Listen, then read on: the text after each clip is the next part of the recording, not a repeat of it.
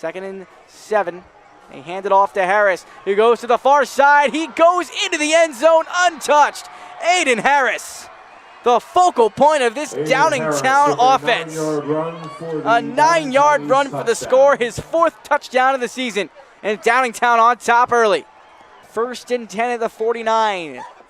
Helverson hands it to Harris, right up the middle, across the 45, bringing men across the 40. He's still going. 30, 25, the yards after contact for Aiden Harris. That fires up the Cougars sideline. Are you kidding me? A 25-yard run. He was carrying tacklers left and right. You cannot bring this kid down. Is the offense staying on the field? I think they are. I think they're staying on the field. This is a huge play in this game right here. Because if State College stops them here, they are in prime position. Helverson in the under center. Harris in the backfield. Motion to the left. Harris gets the handoff. He loses the football. State College picks it up at the 35. State College is in business. A fumble recovered by the defense. And the Little Lions have life. Lukac out to the far side. Corkery. He's back.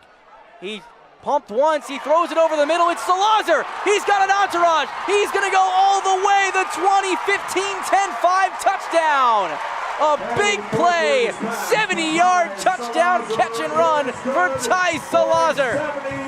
He had 4 men chasing him, none of them fast enough to catch the speedy junior.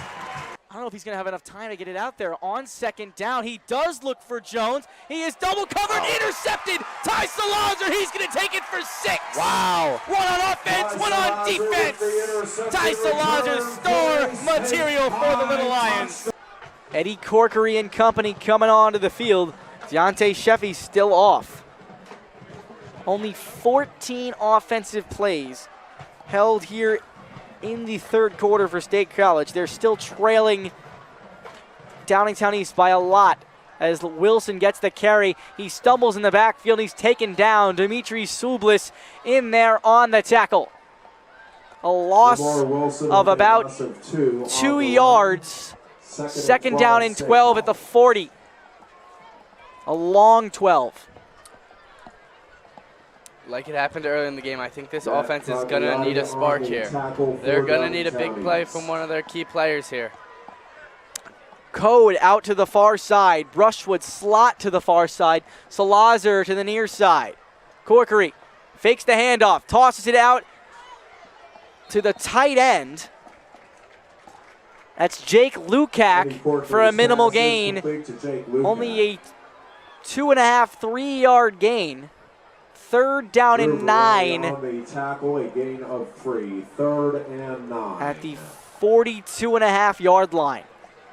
They are going to need to convert this 3rd down if they want a chance of keeping their hopes alive here. 2:37 to go in the 3rd. Corkery rolls to the right, gets a block from Wilson, tosses it out to Salazar at the 45. He makes the catch for a 1st down, trots forward, gains about 2 after contact.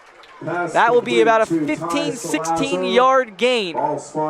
That is what State College needed here. They needed to get some plays going, get some rhythm going. 1st down. 1st and 10 at the 42-yard line of Downingtown. Corkery takes the snap. He's looking to the near side, peeks twice, then gets it off to Salazar on the sideline, out of bounds at the 35. Back-to-back plays right on the sideline. Corkery to Salazar. But there is a flag on the play. Flag is at the 41, or excuse me, 39.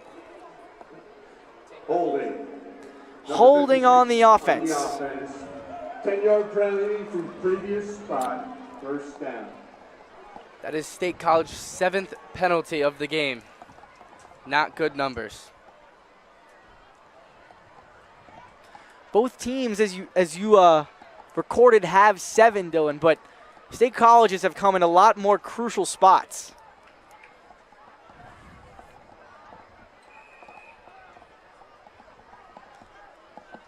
First and 20 at the 48-yard line, and it looks like Downingtown moved off sides, but were they drawn off? They say false start.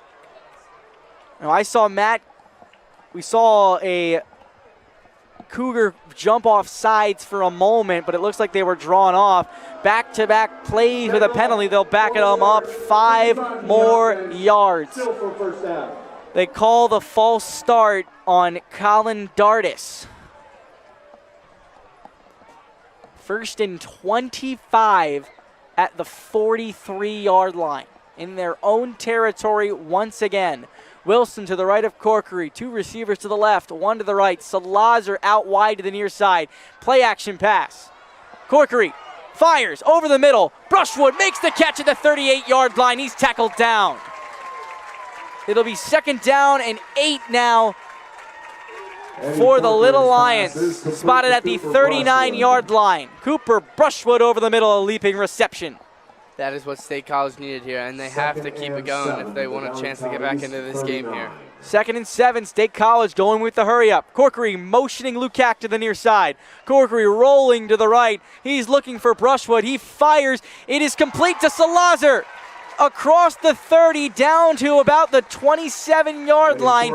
Another big gain, a 12-yard pass. Another 1st down for State College, and they are on the move. 15 on the play to the Downingtown East 26. That's a state high. They'll rule it down at the 26, an official gain of 13 yards. They're knocking on the door of the red zone. Those are 2 great back-to-back plays. Let's see if they can make it a 3rd here. State College down by 3 touchdowns. You got to get the first one. Handoff, fake, tossing it outside, incomplete. Corkery hit as he throws. He's down on the ground. Ryan Shannon in on the hit. And he's down once again. And you'd be down to your 3rd string quarterback. It would be Kellen Williams.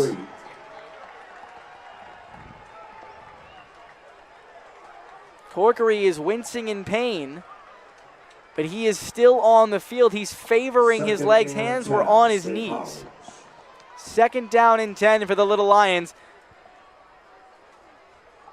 And you're calling the play action rollouts because you really can't trust your offensive line right now. 2 receivers to the left. Corkery firing down the far sideline. That's got to be pass interference. Michael Gall beat his man. He had the clear lane to the end zone. Pass interference. And State College is set up in the red zone. Corkery's pass is incomplete. Flags are down. You saw it already. It's pass interference. That's going to go against Drew Verrilli. Number 24. State College is going to need to punch this one into the end zone here. They're going to need this here. And the student section for the first time tonight is coming alive. They're making themselves heard here on Neon Night. And a meeting between both teams. Penalty is half the distance. Half the distance to the goal. They're in the red zone. 1st and 10 at the 13-yard line. State College, they're ready. 1:09 to go in the 3rd quarter. 28-7 Downingtown leads. This is shaping up for the comeback of the ages. State College still has to stop Downingtown on the offensive side. But right now, Corkery and Salazar, that connection is working well. Ty Salazar. He's set out to the near side. 1 receiver to the far side. Wilson to Corkery's left. State College trying to punch it in. Motion Salazar. Rollout Corkery. He's going for the end zone. Salazar caught. Touchdown in the corner. State College creeps a bit closer. 28-13. Salazar and Corkery the entire drive. You knew they were going in for the score. Welcome into Memorial Field here in State College, Pennsylvania. My name is John Colavita. I'm joined here alongside my broadcast partner, Justino Raccini. And, well, we're getting you ready for another big matchup, the final game of the regular season between the State College Little Lions, who are right now 5-3. They're already headed to the playoffs. They are hosting the 4-5 Chambersburg Trojans. State College won last year 36-7 on the road at Chambersburg. Deontay Sheffy had one of the best games of his season, 23 carries, well over 100 yards and a touchdown. And Ty Salazar, he was the leading receiver in that game, two receptions for 41 yards. But Justino, what are we going to see tonight from these two teams? What we're going to see tonight, John, I think you hit it nail on the head. We're going to see a lot of Deontay Sheffy, specifically running, up and down the field laterally. And I think you're going to see a lot from Reagan Parker, the receiver for Chambersburg. He had a big week last week. In the game against 2 weeks ago in the game against Central Dauphin East. Their last win, 34-33. It came in overtime too, and he had the game sealing interception. But for Chambersburg, their big thing tonight is trying to get State College to not have a home playoff game, because right now State College and Central Dauphin are tied at 4-2 in the section. So a loss for State College would put them in 4th, and a win for Central Dauphin will put them in 3rd. So right now State College is playing for position, and we'll see what their matchup for playoff-wise will be in the future. Well, the big story last year for State College was Deontay Sheffy. He was a freshman phenom, but defenses have kept him in check this year. The biggest player on offense for State High, it's Ty Salazar. Oh, yeah. 48 receptions already. He has nearly 50% of the team's receptions overall. He is less than 120 yards away from breaking the 1,000-yard receiving mark, and he may get there tonight. It's very feasible. He averages well over 100 yards a game.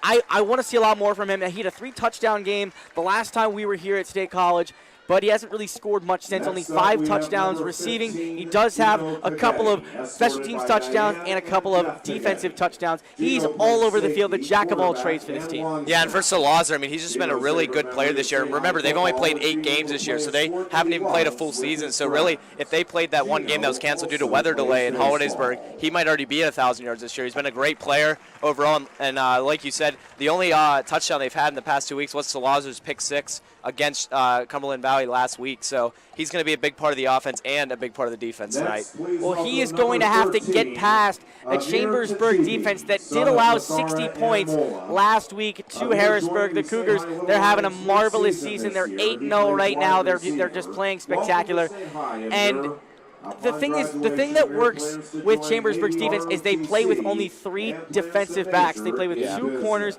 and a safety way in the back, the single high safety that you're going to see a lot from Chambersburg. But if Salazar is in one-on-one, look for sophomore quarterback Eddie Corkery to find him a lot tonight. Yeah, and then if you're Chambersburg, you got to use your athletes, Jameer Jones, and you have to use all of your different linebackers that you have. They have a lot of good depth up front and on the linebacking core, and they also have a lot of big athletes on the back end. You have a lot of great types of players that can play all different positions. They have guys all over the field that play those positions. And for Chambersburg, I think tonight, John, you have to bounce back, right? You lost a really tough game last week. You gave up over 30 points in your last win, so you need to get back on defense and sort of play a little bit better. The offense will find its footing, I think, a little bit tonight, but the defense has to step up. Well, just, the only stat that really matters is the W. We can talk all we want about yards and touchdowns.